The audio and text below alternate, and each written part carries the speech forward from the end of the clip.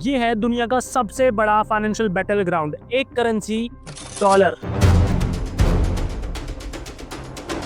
US dollar जो decade से दुनिया के ग्लोबल ट्रेड का बादशाह रहा है। चाहे क्रूड ऑयल खरीदना हो या फिर कोई भी इंटरनेशनल पेमेंट, हर रिजर्व में यूएसडी का नाम आता है।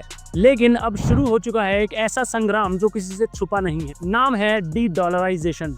ये है एक ग्लोबल प्लानिंग जहां हर देश अपनी ताकत और डॉलर से आजादी के लिए लड़ रहा है। लेकिन सवाल ये है कि क्या ये देश डॉलर का राज खत्म कर पाएंगे? सबसे पहले समझते हैं डी डॉलराइजेशन है क्या। ये वो मिशन है जहां दुनिया के देश और स्पेशली ब्रिक्स ग्रुप के देश डॉलर के ठप्पे को हटा के अपनी करेंसी को स्पॉटलाइट में लाना चाहते हैं। डॉलर का कंट्रोल मतलब अमेरिका का हर मूव पे चेकमेट, सैंक्शंस का डर, डेट का बोझ, साथ ही साथ फाइनेंशियल धमकियों का साया। लेकिन अब ये देश बोल रहे हैं बस अब और नहीं। आगे बढ़ने से पहले हम डॉलर का इतिहास समझते हैं। दूसरे विश्व युद्ध के बाद 1944 में हुए ब्रेटन वुड्स एग्रीमेंट ने डॉलर को दुनिया का किंग बना दिया।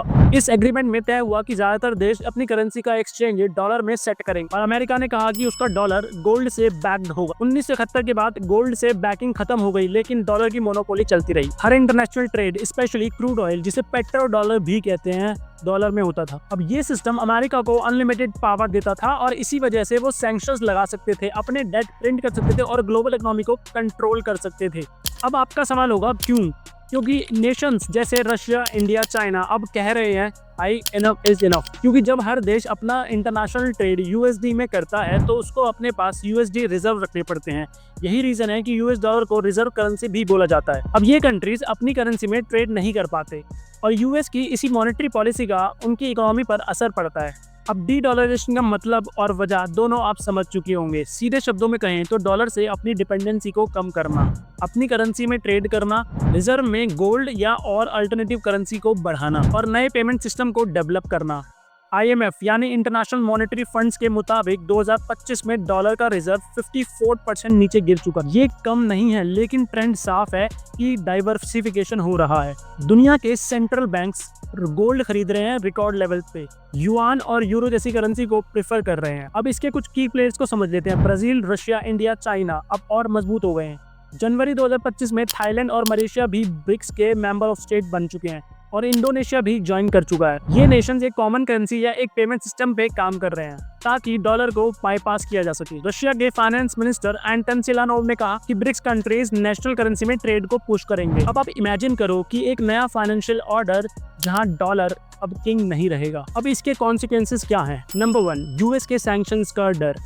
रशिया यूक्रेन की वॉर के बाद रशिया को स्विफ्ट से बाहर कर दिया गया और रशिया युआन और रूबल में ट्रेड कर रहा है।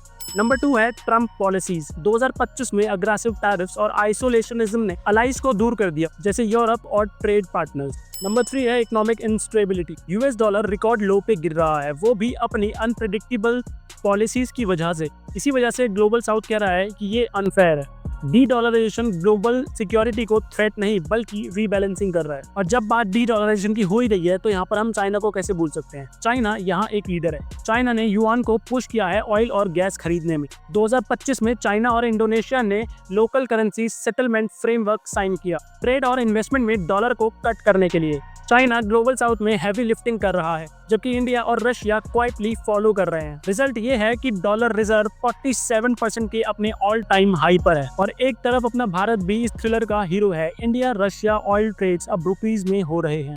अगस्त 2025 में आरबीआई ने एक नोटिफिकेशन जारी की जो डी डॉलराइजेशन एफर्ट्स को बूस्ट दे रहा है।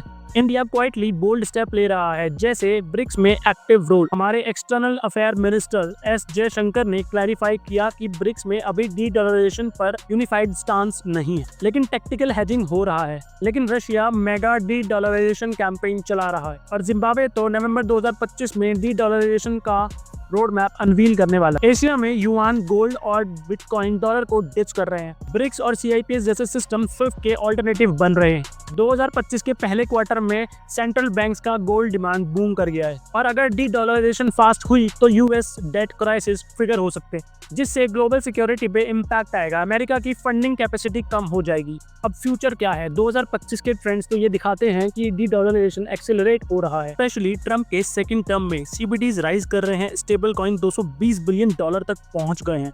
अब साफ होता जा रहा है कि ये नई दुनिया की शुरुआत है। दुनिया जो भी सिस्टम बना ले, लेकिन सवाल ये है यहाँ पर ऊपर कि क्या डॉलर स्ट्राइक बैक करेगा या ये एंड ऑफ डोमिनेंस है। तो कमेंट बॉक्स में बताओ कि क्या डॉलर का साम्राज्य वाकई खतरे में है या नहीं।